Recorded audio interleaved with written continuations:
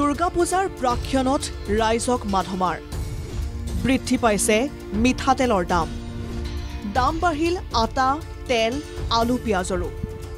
সমুখত হেপাহৰ দুৰ্গা পূজা দুৰ্গোৎসৱৰ পূৰ্বে বিভিন্ন সামগ্ৰী দিয়া হৈছে অত্যাধিক ৰেহাই অনলাইন বজাৰতো আৰম্ভ হৈছে পূজাৰ প্ৰাক অফাৰ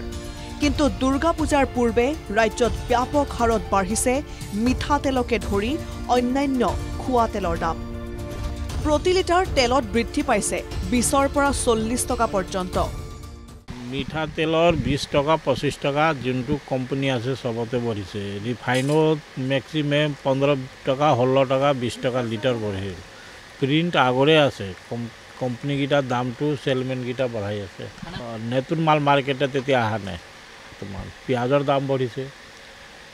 তাৰ পিছত যে দালি 2 টকা 1 টকা বঢ়িছে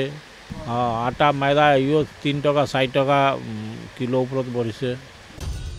দাম বৃদ্ধিৰ বাবে মিঠাতেল অনা বন্ধ কৰিছে একাংশ দোকানীয়ে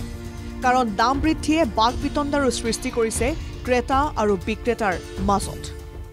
और कय जे कि दाम बढ़िल केनेके चली सरकारों एको असुविधा तो है दाम बढ़ले असुविधा न हो दुखिया मानु मीडियम मानु डागर मानु तो बहुत कमे आए सब बेसी दुखिया मानुए बाजार करे खोलाटो कष्ट तो है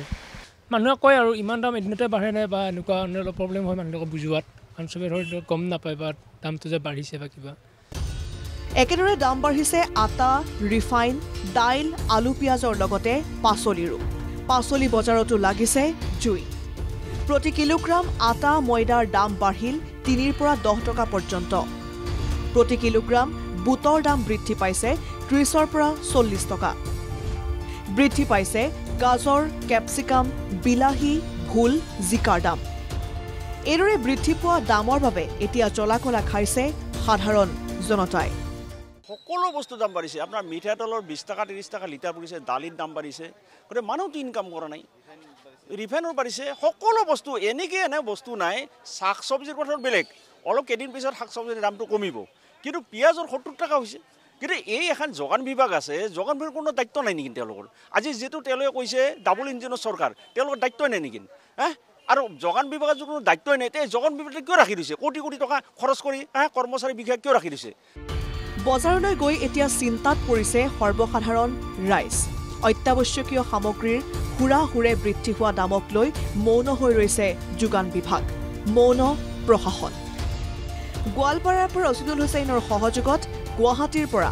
ভিডিঅ' জাৰ্নেলিষ্ট দীপ বাইনৰ সৈতে কৌশিক তালুকদাৰৰ ৰিপৰ্ট NKTV+